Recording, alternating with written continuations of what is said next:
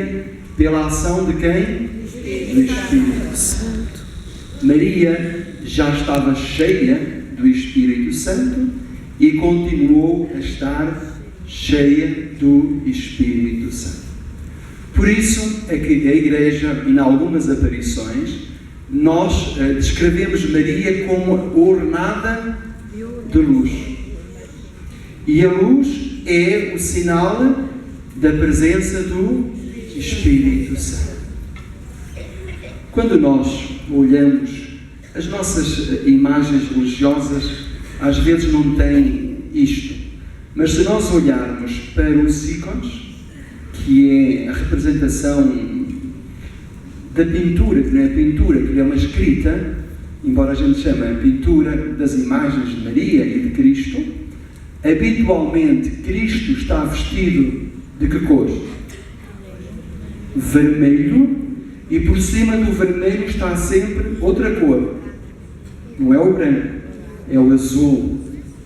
Maria está sempre vestida de azul, e por cima do azul está o vermelho.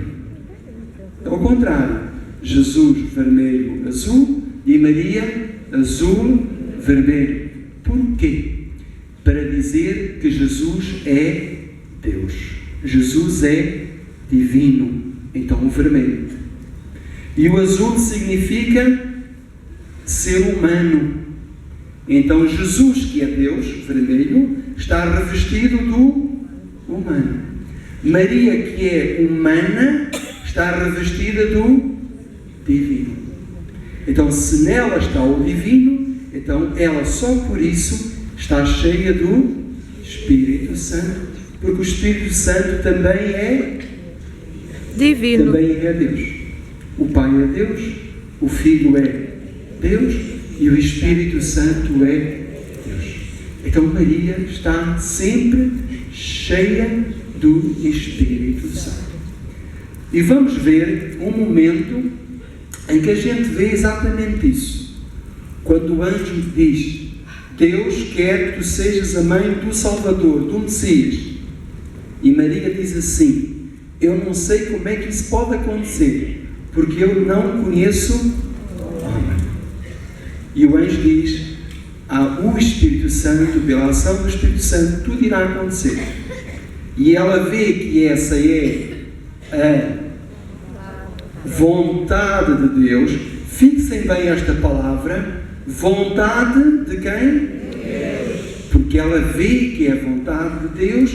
Ela diz: eis aqui a escrava do Senhor. Eis aqui a escrava do Senhor. Ela não precisava dizer a segunda parte, bastava dizer só a primeira. Eis aqui a serva, eis aqui a escrava. Porquê é que algumas passagens bíblicas ou alguns tradutores usam a palavra servo ou serva, outros usam a expressão escravo? Eu prefiro a expressão escrava. Porquê? Porque a escrava não tem vontade própria. A escrava só faz aquilo que a sua senhora manda. E ela, no dia a dia, pergunta sempre à senhora. Ela sabe o que eu tenho que fazer de manhã, mas pergunta-lhe: o que é que você quer que eu faça hoje? É ou não é? Sabe o que vai fazer no almoço? O que é que você quer que eu faça hoje para o almoço? Ela já sabe tudo, já tem tudo preparado, mas precisa de ouvir da sua senhora: eu quero isto, isto, isto. E a sua senhora muitas vezes diz: faz o que tu quiseres. Não é? Faz o que tu quiseres. Só por esta razão. E nós vamos entender de facto porquê. O apóstolo São Paulo, que um tempo antes de morrer, antes de ser morto, martirizado, ele vivia numa cidade que se chamava... Como é que se chamava a cidade? Onde ele morreu? Como? E quase ninguém sabe. Tarso. Como é que se chamava a cidade? São Paulo. Roma. Capital do Império. Gente, vocês ouvem isto todos os anos na missa. Quem é que vai à missa todos os domingos? E vocês nunca ouviram que Paulo apelou para ir para Roma com o imperador para ser julgado em Roma? Paulo morreu em Roma. Quais são os dois pilares da igreja? Pedro e Paulo. Porquê? Porque os dois são fundadores da igreja de Roma. De Roma.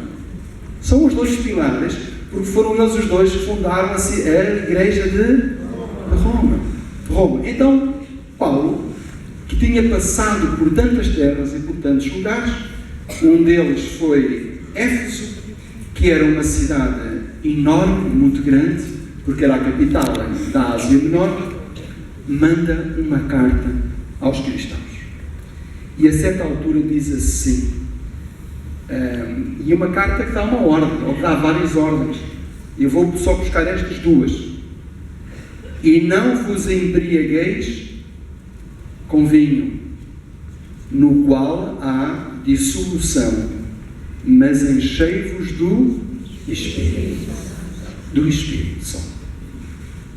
Não vos embriagueis com vinho, no qual há dissolução, mas enchei-vos do Espírito Santo. Do Espírito. Porquê? Porque Deus Pai enviou-nos dois consoladores. O Espírito Santo a gente chama o Paráclito, que é o Consolador, que nos consola, que nos defende, é o nosso advogado. Mas antes do Espírito Santo, Deus enviou um outro Consolador. Como é que se chama esse Consolador? Jesus Cristo. Jesus foi o primeiro Consolador que Deus enviou.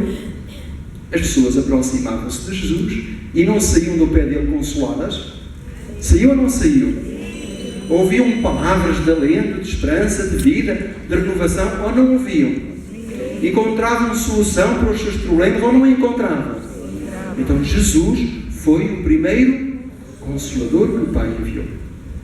E depois enviou o outro Consolador, que nós chamamos o Paráclito, que é o Espírito. E é isto que São Paulo, de facto, diz: o Espírito Santo, o outro Consolador, desceu para ficar sempre convosco. O Espírito Santo está ou não sempre connosco? Está ou não está? Mesmo quando erramos e fazemos pecado, mesmo quando fazemos pecado mortal, ouçam, mesmo quando fazemos pecado mortal, o Espírito Santo está connosco ou não? Se a gente diz que está sempre, então Ele está sempre. Só que muitas vezes Ele está de mãos e pés atados. Sobretudo quando pecamos. Não pode fazer nada, mas está lá. Então, esta certeza de que o Consolador está sempre, sempre connosco. Por isso, todo crente, que somos nós, é habitado pelo Espírito Santo. E o desejo de Deus e o desejo do Espírito Santo é que Ele esteja pleno em nós, que nós estejamos sempre cheios do Espírito Santo. E estamos sempre cheios do Espírito Santo? Estamos? Não estamos? Ou estamos? Não. Estamos. Nem sempre, Ele está sempre em nós, mas nem sempre estamos cheios dele.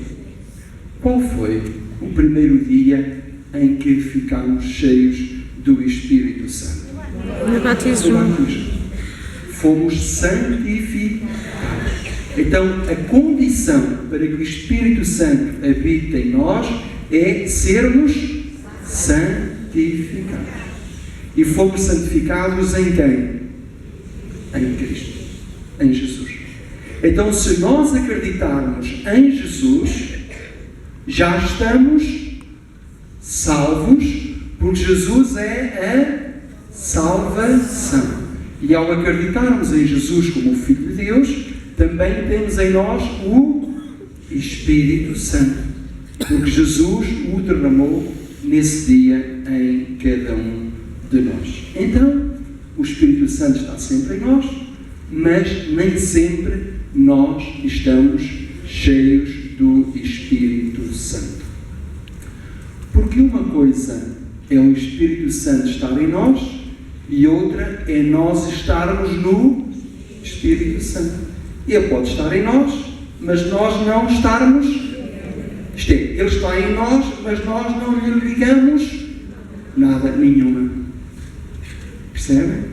Outra coisa é o Espírito Santo estar presente agora, e outra coisa é Ele ser o presidente. Quem é que é o presidente? O que é que faz o presidente? O que é que faz? Manda. Uma coisa é Ele estar aqui e outra coisa é Ele poder mandar. Se Ele não puder mandar, a gente ganha alguma coisa com isso? Não ganha nada. Então digamos: Espírito Santo, sei que estás a mim, estás aqui. Eu quero estar cheio de Ti, pleno da Tua presença. Toma conta de todo o meu ser, de todo o meu interior, de todas as minhas capacidades. Amém. Esta passagem que nós lemos na carta aos Efésios, que diz: não vos embriagueis com vinho, mas enchei-vos do Espírito Santo, tem duas ordens. Uma é uma ordem negativa, a outra é uma ordem positiva. Uma diz: não faças isto, e a outra diz: faz aquilo. E o que é que ele diz? Para não fazermos aquilo que nos vai destruir, e vai fazer aquilo que permite que o Espírito Santo esteja em ti e que a tua vida dê bons frutos. Quando ele diz: não vos embriagueis, o que é que ele quer dizer com isto? Que estamos a cometer uma coisa má, estamos a cometer um pecado, estamos a desobedecer a Deus. E este ato tem um fruto, que é um fruto amargo, azedo. No caso da embriaguez com vinho, é a dissolução. Mas se nós nos aderirmos ao Espírito Santo, o Espírito Santo puder agir e trabalhar em cada um, estivermos cheios do Espírito Santo, Ele também produz em nós frutos. Os frutos do Espírito Santo. Os frutos do Espírito Santo. Então temos estas duas ordens e temos que cumprir de facto as duas ordens. Não fazer o mal e fazer sempre o bem.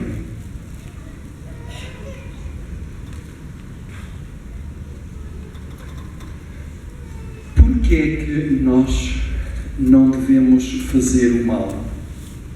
Porquê? Porque quando a gente faz o mal, o que nós chamamos o pecado, a gente não deixa o Espírito Santo agir. Estão a ver porquê?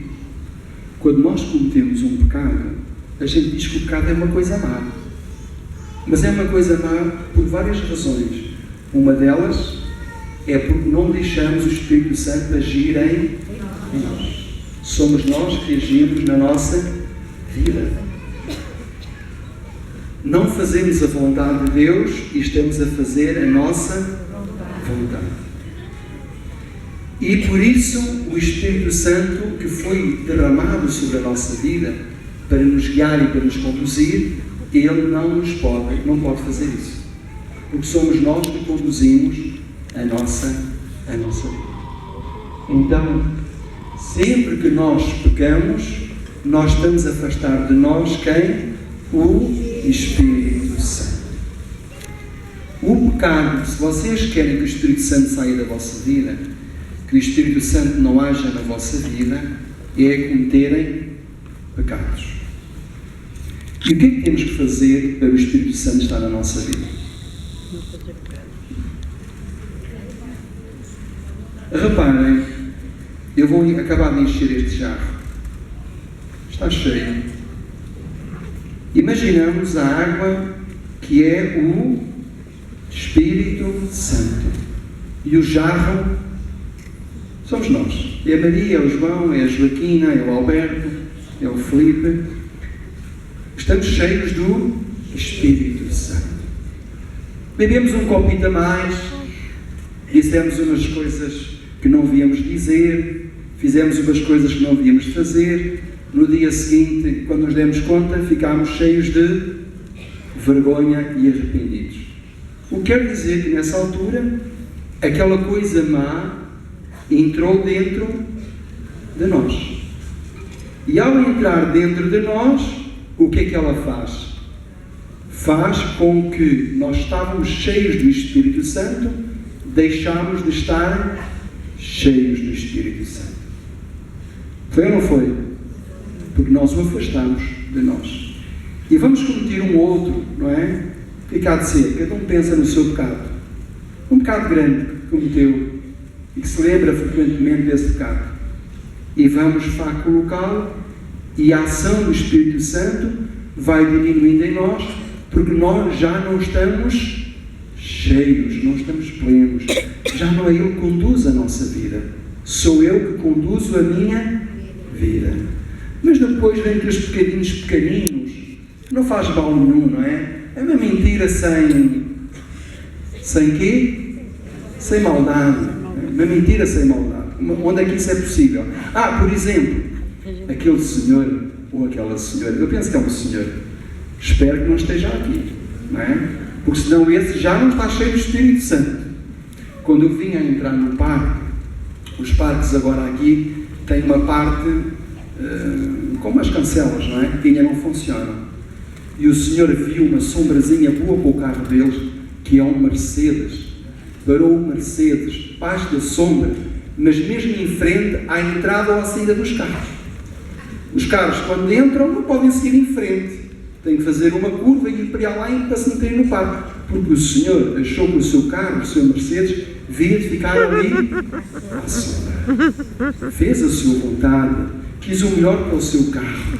Mas toda a gente que ali passa só vai dizer palavras boas para ele. Vai ou não vai? Sim. Deve estar com as orelhas muito Como eu querer entrar no parque devagarinho, eu estava a Veja, uma coisinha pequena, insignificante, é só para o meu carro, é uma mentirazinha isto, mas é um grãozinho de areia. Mas ele, ao entrar, vai fazer com que o Espírito Santo esteja mais fraco em nós. O Espírito Santo é sem força, sem dúvida nenhuma, mas o nosso pecado vai cortar a ação do Espírito Santo na nossa vida. Então nós precisamos tirar estas coisas que estão lá dentro para que o Espírito Santo volte a estar pleno em nós. Então a melhor forma para que o Espírito Santo não saia é não pecarmos. E a melhor forma do Espírito Santo estar em nós e estarmos cheios dele é fazermos o quê? Fazer a vontade do Pai. Uma palavrinha para isso. Começa por um O, essa palavra. Digam. Outra vez. Mais ainda. Obedecer. Se vocês forem ao Catecismo da Igreja Católica, à secção do pecado, diz lá assim: o pecado é uma desobediência a Deus. Então, se queremos a ação de Deus na nossa vida, só temos que fazer uma coisa. Se eu peço, vem Espírito Santo, não vale a pena pedir, porque Ele já cá está. Vem Espírito Santo e atua na minha vida, eu estou a dar ao Espírito Santo liberdade para Ele atuar. Mas depois, nas coisas concretas, eu não obedeço, o Espírito Santo não pode agir, não pode fazer. Por isso não basta eu dizer que eu quero, é preciso eu agir de acordo com o Espírito Santo. Ou melhor, deixarmos que seja o Espírito Santo a mandar na nossa vida. Deixarmos. Hoje, depois da manhã, eu ia almoçar a uma reunião de família e aceitei ir lá almoçar porque era tipo self-service. Então eu chegava lá, 15 minutos, 20, almoçava e vinha-me embora. Chego ao local que eu imaginava que era o almoço, porque houve a missa, e da parte de trás ao salão. Chego lá, não estava ninguém. Vou à mesma terra, à Associação da Terra, não estava lá ninguém. Vou a um outro sítio onde habitualmente